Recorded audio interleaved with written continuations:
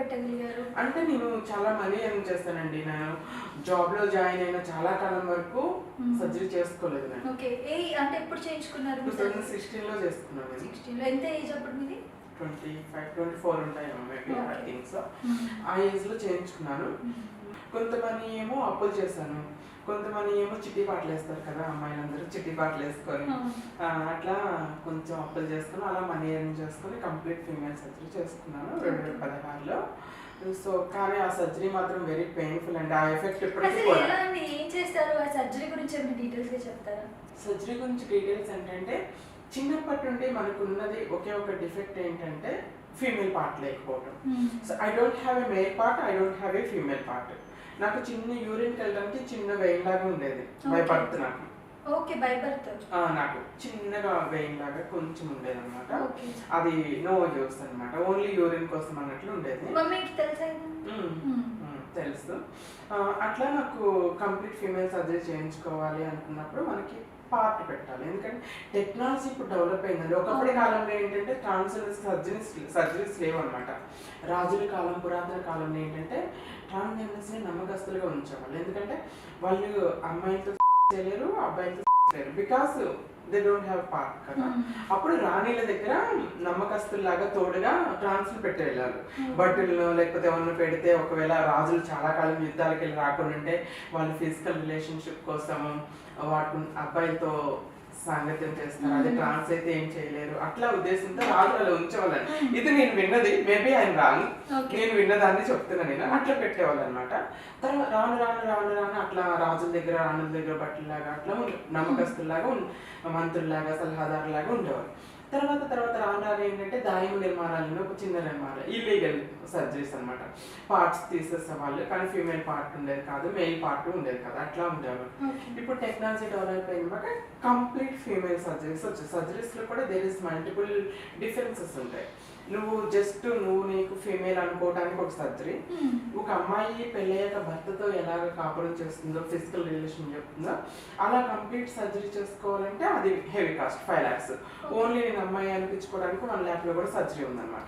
ఆ different type of surgeries ఉన్నాయన్నమాట. నేను కంప్లీట్ ఫీమేల్ సర్జరీ చేసుకోవాలి, ఎందుకంటే ఇఫ్ ఐ గెట్ మ్యారేజ్, నా భర్త నేను పెళ్లి చేసుకున్నాను అనుకో, నేను ట్రాన్స్ అయినా కూడా నన్ను యాక్సెప్ట్ చేసి నన్ను ప్రేమించి పెళ్లి చేసుకున్న అబ్బాయికి అట్లీస్ట్ ఫిజికల్ రిలేషన్షిప్ కూడా ఇవ్వలేకపోతే ఆ ప్రేమకి అర్థమే ఉంటుందండి. సో అప్పుడు ప్రేమలో ఉన్నానులేండి. ఇప్పుడు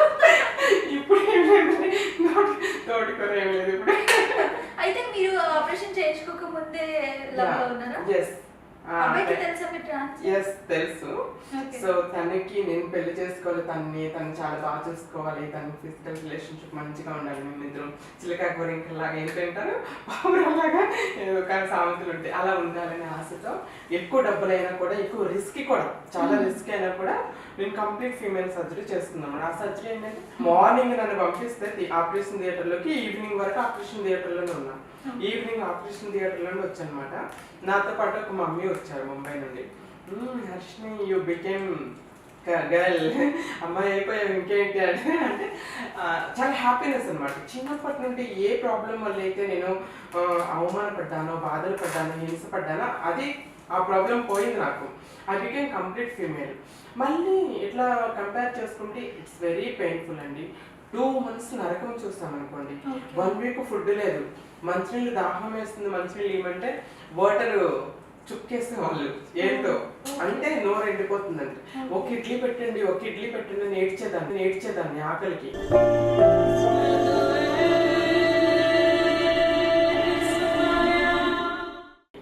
అంటే ఫుడ్ తినకూడదా? ఎందుకంటే అది పెద్ద సర్జరీ కదండి, యూనో కదా. ఒక తల్లి డెలివరీతో పోల్చుకోలేము, కానీ ఆ డెలివరీ అయినప్పుడే ఆమెకి కుట్లు పగిలిపోతాయి అని చెప్పేసి చాలా కేర్ఫుల్గా చూసుకుంటాం అక్కడ.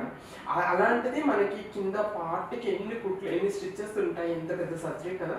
ఇక్కడ మోషన్కి వెళ్ళినా, యూరిన్కి వెళ్ళినా కూడా స్టిచెస్ అనేవి పగిలిపోయేసి మనకి బ్లీడింగ్. అక్కడికి నాకు 1 week తర్వాత కూడా నాకు చిన్నగా ఒక ఇడ్లీ పెట్టారు 1 week తర్వాత. అప్పటికి కూడా నేను బాత్రూమ్కి వెళ్తే ఆ కుట్లన్నీ పగిలిపోయి రక్తం వరదలాగా అంత భయంకరమైన సర్జరీ అనమాట. 1 week వరకు కాలు ఇటు పెట్టలేము, అటు పెట్టలేము, కాళ్ళు ఎలా పెట్టుకోను, నరకం చూస్తాను. అప్పుడప్పుడు నుంచి అయ్యో ఎందుకు చేయించుకుని సర్జరీ, అలా ఉండిపోయినా బాగుండేది అంటే ఆ పెయిన్ భరించలేక.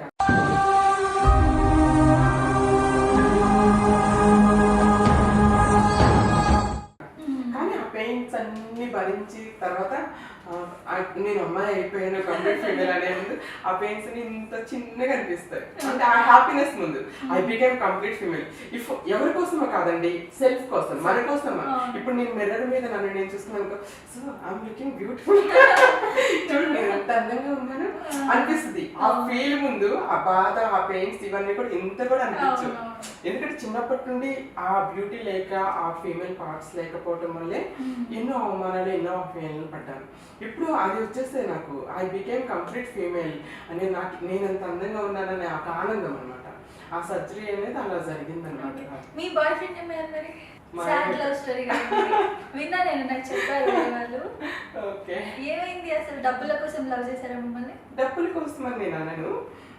అంటే నేను అంత ఈజీగా అయితే మోసపోను. నా మనసు నాకు ఎప్పుడు నిజమే చెప్పేది. హీ లవ్డ్ మీ, నన్ను నిజంగా ప్రేమించాడు. కానీ టైం విల్ చేంజెస్ ఎవ్రీథింగ్ అంటారు. ఏ వ్యక్తిని మనం బ్లేమ్ చేయకూడదు. తన సిచ్యువేషన్స్ ఏంటో, ఎందుకంటే తను ట్రూగా లవ్ చేస్తాడు. మన మనసుకు తెలిసిపోతుంది వాళ్ళు నటిస్తున్నారా లేకపోతే నిజంగా లవ్ చేస్తున్నారా అనేది మన మనసుకి ఖచ్చితంగా తెలిసిపోతుంది. తను చూపించే కేర్. కానీ ఒక్కరోజు ఫోన్ మాట్లాడకపోతే ఎక్కడండి, అక్కడ చీరలా, అక్కడ ముంబై. ఒక్కరోజు ఫోన్ మాట్లాడితే ఫ్లైట్ ఎక్కి ముంబై దిగేవాడు. అంత ప్రేమించాడు నన్ను, నిజంగా ప్రేమించాడు. లేకపోతే టైం పాస్ చేసేవాడు, డబ్బుల కోసం ప్రేమించేవాడు అంటే హీఈస్ వెరీ రిచ్ పర్సన్. నా దగ్గర డబ్బులు ఉంచాల్సిన అవసరం తనకి లేదనమాట. తను ఫైనాన్షియల్గా చాలా సెటిల్డ్ అనమాట. కాకపోతే నా క్యారెక్టర్, నా బిహేవియర్ తనని అట్రాక్ట్ చేస్తుంది. ఎప్పుడు కాంప్లిమెంట్ ఇచ్చేవాడు. ఒక అమ్మాయి కూడా ఉండదు, ఇంత పద్ధతిగా ఉంటావు, ఇంత డీసెంట్గా ఉండి, ఇంత కేరింగ్గా చూసుకుంటావు అని చెప్పి కాంప్లిమెంట్స్ ఇచ్చాడు. యూనో అతనికి హెల్త్ లేకపోతే 1 వీక్ హాస్పిటల్లో ఉన్నాము. నేను బాగా నైట్ పగలు తనతో హాస్పిటల్లో ఉండి ఫుడ్ ఉండి సేవ చేస్తే, అర్షిని మా అమ్మలాగా చూసుకున్నావు, లైఫ్లో నీ రుణం తీర్చుకోలేదని నన్ను హక్ చేసుకుని ఏడ్చాడు. అంటే కొన్ని ఎమోషన్స్ మనకు అర్థమవుతాయి. ఇట్స్ ట్రూ అని. ఎప్పుడన్నా మేము మంత్లో 2-3 టైమ్స్ కలిసామనుకో, నన్ను వదిలేసి వెళ్ళలేక ఏడ్చేవాడు. ఎల్లబుద్ధి కాక అడుగు ముందుకు పడేది కాదు, అంత ఏడ్చేవాడు. సేమ్ ఇద్దరం ఏడ్చుకునేది. అంటే అంత ట్రూగా లవ్ చేసుకున్నాము. కానీ టైం విల్ చేంజ్ ఎవ్రీథింగ్. అంటే ఇందాక చెప్పినట్టు కాలం ఏ వ్యక్తి అయినా మార్చేస్తుంది అంటారు, లేకపోతే కాలంతో పాటు మనుషులు కూడా మారుస్తారో తెలీదు. తనైతే నన్ను నిజంగానే ప్రేమించాడు. కానీ పెళ్లి చేసుకోవడానికి ధైర్యం సరిపోలేదు, లేకపోతే ఫ్యామిలీ ఒప్పుకోలేదు. ఎందుకంటే ఫ్యామిలీని ఒప్పిస్తా అన్నాడు, సొసైటీని ఎదిరిస్తానన్నాడు. నాకు పిల్లలు పుట్టారని చెప్తే సరోగసి ద్వారా పిల్లలకి అందామన్నాడు. తన అనాథాశ్రమానికి వెళ్ళి ఎంక్వైరీ కూడా చేసుకొచ్చారు పిల్లల్ని అడాప్ట్ చేసుకోవడానికి. బేబీని అడాప్ట్ చేసుకుందాం, మనం పెళ్లి చేసుకుందామని తనే పెళ్లి ప్రపోజల్ చేస్తాడు, అన్నీ చేస్తాడు. We happy. 4 years we are in relationship. 4 years we are in relationship. We are happy. So suddenly he got engaged. చెప్పలేదు నాకు వేరే వాళ్ళ ద్వారా తెలిసింది. హార్ట్ బ్రేకింగ్ అంటే అమ్మో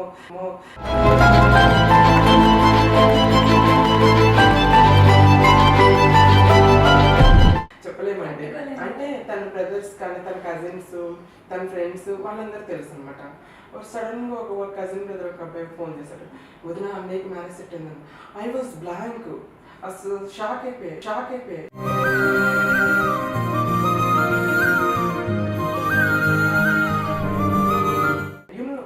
ఒక అమ్మాయి సిచ్యువేషన్ ఎలా ఉంటుందంటే, మా అమ్మ నాన్న చనిపోయారు.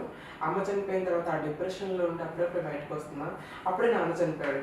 నాన్న చెప్పిన డిప్రెషన్లో ఉండి అప్పుడప్పుడు బయటకు ఆ అబ్బాయి పరిచయం అయిపోయాడు. తనే ప్రపంచం అని నమ్మించాడు. తను లేకపోతే బ్రతకలేను అనుకున్నా. ఇక తను ఏదంటే అదే, తనే నా ప్రపంచం అయిపోయాడు. యూనో కదా, ఒక అమ్మాయి నిజంగా ఇష్టపడి అమ్మ నాన్న లేరు, నాకు ఇంట్లో కుటుంబం లేదు, ఇంకా తనే నా ప్రపంచం, తను లేకపోతే నేను బ్రతకలేను.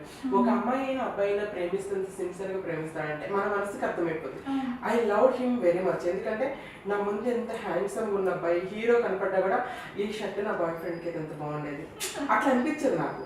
ఐ మీన్ యూనో కదా, దట్ ఈస్ ట్రూ లవ్.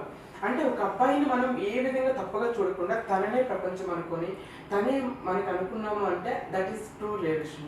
అంత ట్రూగా ఇష్టపడ్డ వ్యక్తి తను లేకపోతే బ్రతకలేను, తనతో మాట్లాడకుండలేను, తను లేకపోతే ప్రపంచం లేదు అనుకున్నప్పుడు తను మన లైఫ్ నుండి వెళ్ళిపోయాడు. అంటే శాశ్వతంగా మనిషి చనిపోయారు, మన లైఫ్లో లేరు అంటే అదొకటి మూవ్ ఆన్ అవడానికి. మనిషి ఉండి నాకు మోసం చేసి అది నా ప్లేస్ కదా, ఆ ప్లేస్ నాది కదా, వేరే వాళ్ళు ఎలా వస్తున్నారు, ఆ పెయిన్ భరించలేకపోయినాను. అప్పటికప్పుడు అర్ధరాత్రి ఫ్లైట్ టికెట్ బుక్ చేసుకొని నేను ఐఎమ్ బ్యాక్ టు ముంబై నుండి వచ్చేసాను. చాలా గొడవలు అయినాయి, చాలా ఇష్యూస్ అయినాయి.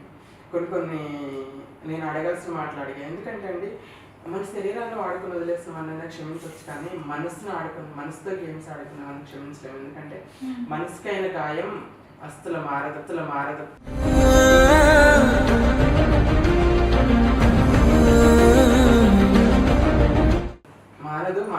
మనసుకైన గాయానికి మందు కూడా ఉండదు. సో అలా నన్ను కూడా కొన్ని అనకూడని మాటలు అన్నాడు. సో అలా లైఫ్ అనేది close love next marriage love chapter close అయింది. మ్యారేజ్ అనుకున్నారా? మ్యారేజ్ ప్లాన్స్ ఏమైనా ఉన్నాయా? ఇప్పుడు మ్యారేజ్ అన్నా లవ్ అన్నా ఒక రకమైన భయం వచ్చేస్తుంది నాకు. సో ఇప్పుడు మీరు సింగిలా? Yes of course. మీ ఆఫీస్ లో కూడా ఎవరో మీకు ప్రపోజ్ చేశారని చెప్పి విన్నా. ప్రపోజల్ తెలుస్తా ఉంటాయండి. అమ్మాయి అనుకొని చేశారని విన్నా. అమ్మాయి అనుకొని ప్రపోజల్స్ వచ్చాయి, కొన్ని ట్రాన్స్ అని తెలిసి కూడా ప్రపోజల్స్ వచ్చాయి పెళ్లి చేసుకుంటామని. మరి యాక్సెప్ట్ చేయొచ్చు కదా? లేదండి, అంటే యునో కదా, ఒకసారి మనసుకి గాయమైంది అనుకుంటే అంత త్వరగా మనదు. సబ్స్క్రైబ్ చేయండి. Please do subscribe to Please like, share and subscribe to top Telugu TV. Top Telugu TV. Top Telugu TV.